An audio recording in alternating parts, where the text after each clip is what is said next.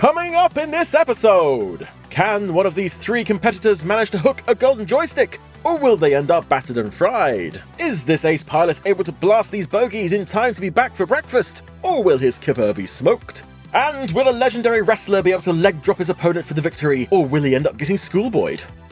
Welcome to the Games Master Retrospective, where we take a nostalgic nosedive through episodic exploration into the series that showcase the best and worst of gaming's golden era. Dominic starts us off with a reference which goes straight over my head, but I know a hit on the Dominic innuendo counter when I hear one. Yes, it's Games Master time again, the one time of the week when you can forget all about the hassles of the firm EQ and get soft and moist about the things that matter in life. Freshly laundered towels, hot Ribena, and video games.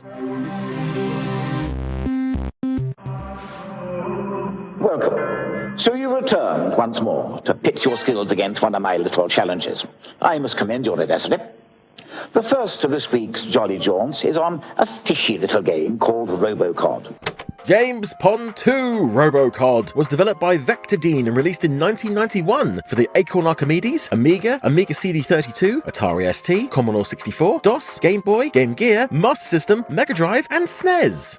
The game is a whimsical British platformer starring a cyborg fish saving Christmas from evil snowmen.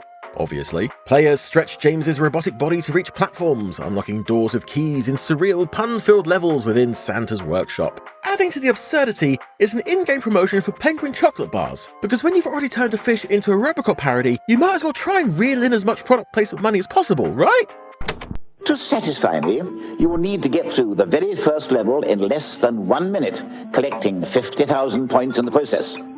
You can amass these points by collecting bonus items from around the level and by jumping on villains. A little tip. Don't forget to use the hydraulic stretch body, which will enable you to get past spikes unharmed when there's not sufficient room to jump. 50,000 points in 1 minute. Seize the moment. And keeping me warm and toasty in the pulpit is Games Master's resident boffin, Dave Perry. Dave, welcome. Hi, Dominic. It's audience participation time again, with Dom fishing out 3 random contestants to partake in the challenge. And they do actually seem to be audience members this time, given that they all look mildly terrified to be up on stage when they're introduced. Lovely. Who have we got here? Mark Wright. Mark Wright, rock legend. Okay, and next we have? Julie Marlowe. Welcome to Games Master, Julie. And finally? Claire McNeely. Okay then, Claire, I think we're going to have you playing first, okay? So if you'd like to trot up to our game playing seat. Now, Mark and Julie, if you'd like to go over to the organ and turn your backs to us so you don't see what's happening when Claire's playing. If you'd like to sit there and we'll come to your turn in due course. Claire is on the hook first, and while she appears to be confident at the first cast, her line gets tangled early on. Stop her getting killed quite so quickly. She doesn't want to get stuck under there because those spikes will kill her. She wants to use the, that's it, fire button, the telescopic body, grab hold of it and shinny across.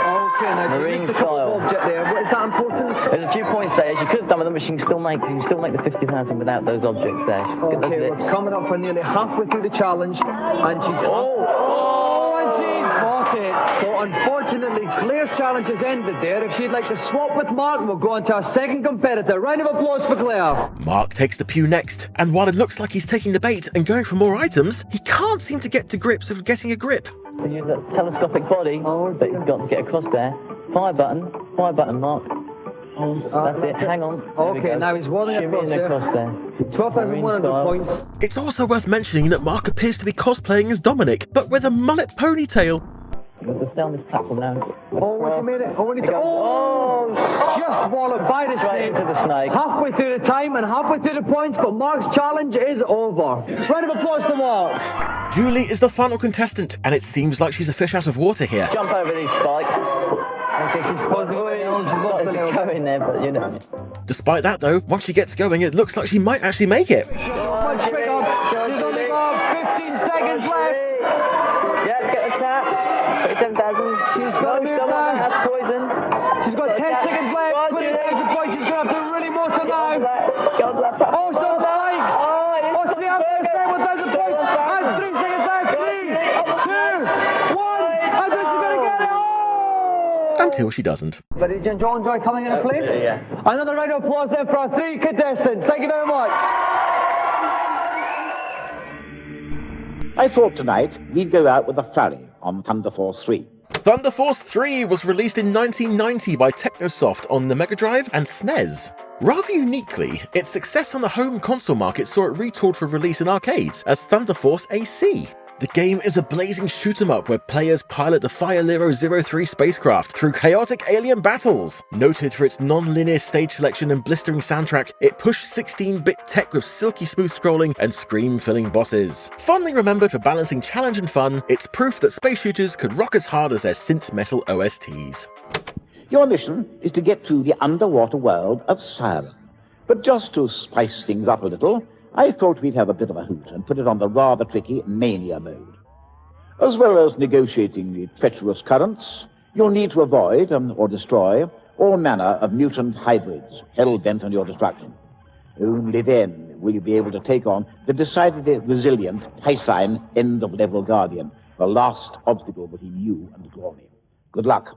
The galaxy is depending on you. And joining me for a furious thrash in the pulpit is Neil West from Sega Power. Welcome, Neil. Hi. Our next challenger is Jeremy Gomez, representing with an excellent Slayer t-shirt. When asked how he feels about the challenge, Jeremy doesn't appear to be overly confident. How do you fancy your chances? I'm not exactly confident, but I'll have a go. Okay, because it's the toughest level that you are on. Well, Jeremy, you got a lovely t-shirt, so I wish you all the best. If you'd like to sit in a hot seat, we'll get ready to play. Yeah, thanks. Things don't start off well, as he's down alive within the first 5 seconds. It certainly will. Oh, he's bought lost one a life already. Those tranquil little bubbles actually will buffet your ship around, often knocking you into enemies, so you really got to watch out for them. Honestly, it's quite difficult to offer up much commentary here, as the Mania difficulty certainly lives up to its name. He's chosen not to at the moment. There he goes. Oh, he's got it and he's nosing it. He got it, then he lost it. Now he's got it to a very tight passage here. This is on the wall, which makes it even more tricky. Just got to keep a cool head and keep... Oh, he's bombing and he again. Another. He's And only he got... just missed an extra life as well. That was a big mistake. Dodged him He quite dodged well, that though. very well indeed, but the trouble isn't over yet. Oh no, he's on his Basically- last light now. Things aren't looking good for Jeremy. Okay, oh, dodged this. That was well done. Well lovely done. manoeuvring there. Oh my God! Straight from the top. Right on his head, stumped him a bit. Game over for Jeremy. Jeremy tries his best, but ultimately the carnage is too much for him, and his ship ends up south of heaven.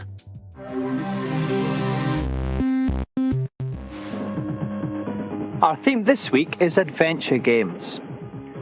First off, claustrophobic caverns crawling with creepies swamp the Nintendo in The Immortal. The Immortal is actually a very good game in its original incarnation. It still is a good game, and it has worked really quite well on the NES. I do like the adventure role-playing games, and this is certainly the best of its type on the Nintendo system. I think they've done a very good job of it, bearing in mind the limitations of the hardware. I mean, you know, you don't expect sort of multicolour graphics, but they work well, and it's a good game.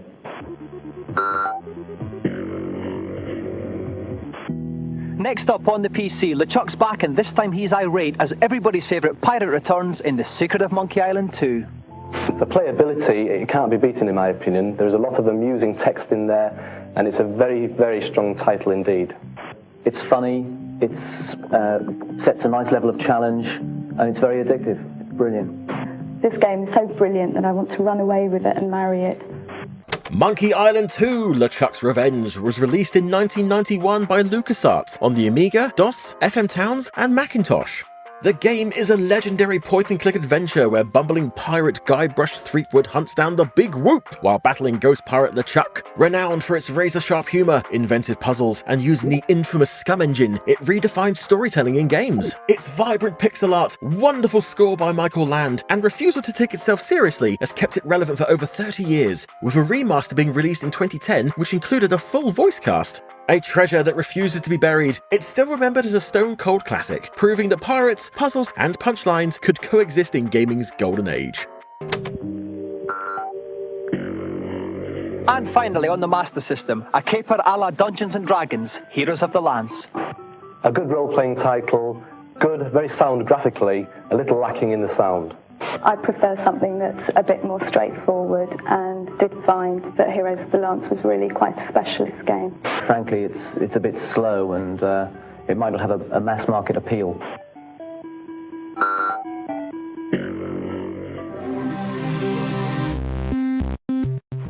Okay, now for our new games section. One of this year's hottest games will undoubtedly be Alien 3. Here to give us a wee peek is Joe Bonner from Pro Software. Alien 3 is a game based on what must be this year's most eagerly awaited film, Alien 3. Ah yes, let's talk to the kids about Alien 3, possibly the bleakest, most depressing film in the Alien franchise. Perfect tea time family viewing! There's roughly 15 million videos on YouTube talking about Alien 3 already, so I'm not going to look too closely at the film itself. As for the game, it was developed by Probe and released on the Amiga, Commodore 64, Game Boy, Mega Drive, NES and SNES.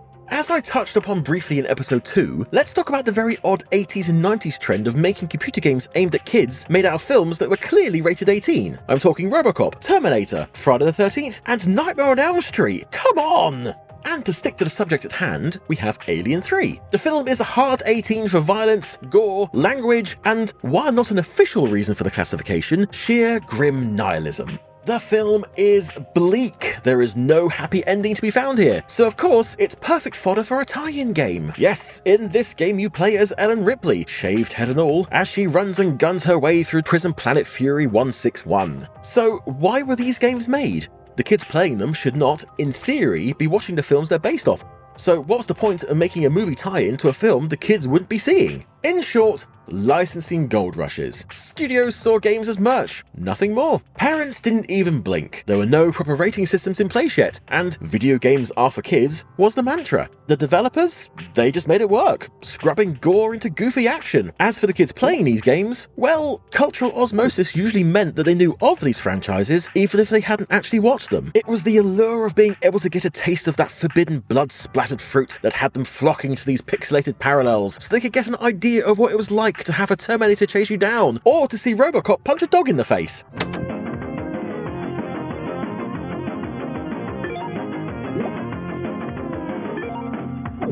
Up next we have Games Master's Top 5 Game Soundtracks. What? Yeah, I'm not sure why this is suddenly a thing. Perhaps the Alien 3 segment ran a bit short and they had time to fill? Anyway, let's see what we've got. On a Mission from God at number 5 are the Blues Brothers with the theme from Peter Gunn. Yep, classic tune, even filtered through a MIDI sound font. Next! At number 4, Mad Bad and Kind to Monkeys' Michael Jackson struts his way through Moonwalker to the sound of Smooth Criminal. Smooth Criminal is an all-time great, but this version sounds like it's being played through a slowly dying tape deck. Next! Doing the Do at number 3 is Betty Boo with the theme from Magic Pockets. I have to admit, I have never heard of this game or this song, but it is a fun track though. Next! It's straight in at number 2 for Cold Cut's Top Banana anthem, Global Chaos. Top Banana? Are you serious? You're telling me that out of all the classic soundtracks that have been created by 1992, this ranked at number 2? Next! But sitting pretty at the top of the Games Master Pops are Bomb the Bass with the Mega Blast riff from Xenon 2. Okay, yeah, Xenon 2's soundtrack is amazing. No arguments here. But no Moon theme from DuckTales? No Legend of Zelda or Mario themes? Shenanigans! It's time to go to the muscle and hyperbole of the World Wrestling Federation. WWF WrestleMania Challenge was released in 1990 by LJN on the NES, an early attempt at converting sports entertainment into the video game format. Players were able to step into the spandex outfits of legends like Hulk Hogan and Ultimate Warrior in a cartoonish, arcade-style wrestling sim. Its clunky controls and pixelated ring antics are a far cry from today's WWE games, but its roster of A-list stars made it a must-have for grappling fans. Reminiscent of a time when elbow drops and mullets reigned supreme, it's always nice to be able to give Hulk Hogan a good kicking. Didn't have anything like that in my day, but rather fun, isn't it? The first person to achieve a fall, holding your opponent's shoulders to the canvas for 3 seconds, for those of you who don't know, wins. So flex those biceps, prepare to grapple. With me at ringside, as always, is Jazz Rignall. Welcome, Jazz. Hiya. Next up, we have wrestling legend Kendo Nagasaki taking on David Kay. Wow, those two walking to the stage together really paint a picture, don't they? Can you tell which one is which? Kendo Nagasaki is the Japanese martial arts inspired stage persona of Peter Thornley, an icon of British wrestling from the 1960s to the 1980s. A master of kayfabe, he never broke character, claiming mystical powers and refusing interviews. His mystique and showmanship made him a cult figure in UK wrestling, influencing many future wrestlers with similar gimmicks. A champion and a legend, proof that sometimes the mask is the man. Now, how do you fancy your chances against the man who has pasted Big Daddy in the past? Bit confident, but I'll see how it goes. Okay, that's great. Now, you're against Kendo, or can I call you Ken? Okay. How do you fancy your chance against David? He's a bit smaller than your average opponent. Dominic, excuse me. I'm sorry, who are you? I'm Lloyd Ryan, Kendo's manager. I'm afraid you'll have to talk to me because Kendo won't speak to anybody. Okay, then one perhaps you can answer then. How do you think Kendo will rate against an opponent somewhat smaller than he's used to? I think he'll beat him quite easy. If he can beat people like Giant Haystacks and Pat Roach, I think this little fella here is going to be quite a walkover. You've got to love that Kendo is silent throughout the whole segment. Dominic has said that he maintained character backstage as well, not saying a word when Dom professed how much he loved wrestling as a kid, just standing and staring like Darth Vader in Lycra. Wonderful stuff. It becomes clear quite early on that Kendo doesn't really know what he's doing here, and why would he? He's the spirit of a 300-year-old samurai warrior. They don't play games very much. Dom, however, is having the time of his life doing play-by-play for this contest, and has to occasionally prod Jazza into taking part. Punch as well, slams Kendo down, he's looking to get in front, oh, and he's got an elbow drop, one elbow drop. Julian Rignall, what an exciting start to this fight. He's doing well, he needs to get in there, oh, he's going up the post. Oh my God, he's going at the post, he's a flying leap, oh, and he's just missed the flying leap. Yeah, that was the old Hulk splashdown. Oh, he's got him again, what a tremendous player this Hulk Hogan is. Nagasaki's out of energy, all he needs to do is pin him now and it's all over. He's got to get in close. He's got to use the A button, couple of punches. Hulk takes a fall. Oh, and Kendo's flying at the corner post there. Hulk needs, oh, he's got him. He's got to pin him down now. He's got to pin him down. He's got to pin him down. He's pinned him down. One, two,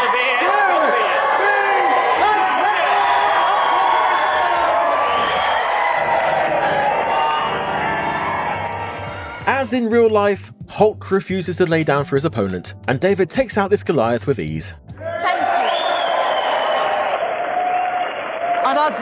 And a little extra, the official WWF Championship belt. Congratulations, David. Thank you. Kendo and his manager, of course, have to maintain their heel status until the very end. You love to see it. Now, Mr. Ryan, what have you got to say about Kendo's defeat? I haven't got to say anything about Kendo's defeat. I think we've been conned and we're not staying in here.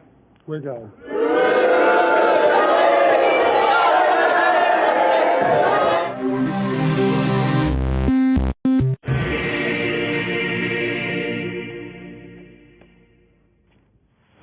Hello, Games Master. Oh, I'm delighted to see you. Welcome to my kingdom.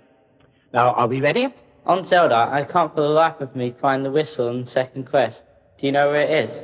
Well, The Legend of Zelda was only featured in the last episode, so as we've done previously, let's take a look at a standout aspect of the game. The Legend of Zelda main theme was composed by Koji Kondo and has been synonymous with the series since the very beginning.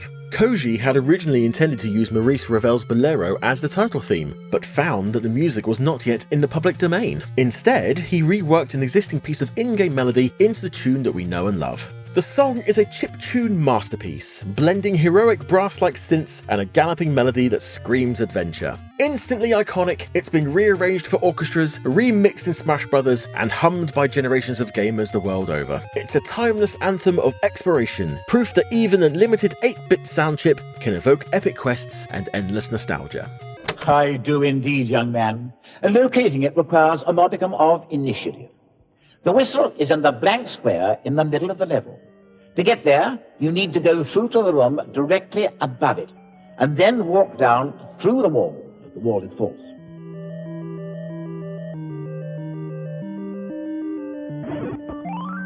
Have you got that? Yes, thanks very much. Splendid. Well, go and try.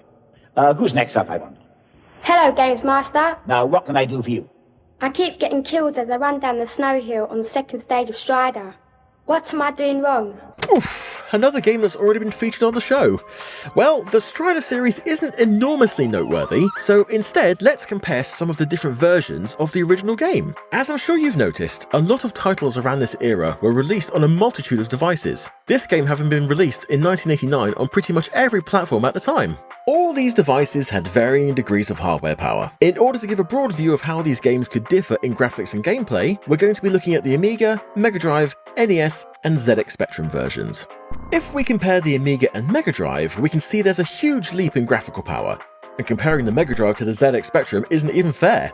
In theory, all three versions are the same game, but with changes made to accommodate the hardware. The NES version, however, is actually a completely different game, as it's based on the Strider manga and includes significantly more of the story, as well as additional locations and settings. Putting these games side by side highlights how different each platform could be. And man, were there a lot of platforms to choose from during gaming's golden age. Everyone talks about the Nintendo Sega console wars, but no one really seems to remember that at one point there were more battle lines than there were versions of Tetris. Let me see. If I remember correctly, the secret there is not to run at all, but rather to jump as you start your descent, and keep on jumping until you approach the bottom. That should enable you to jet down the snow hill unscathed.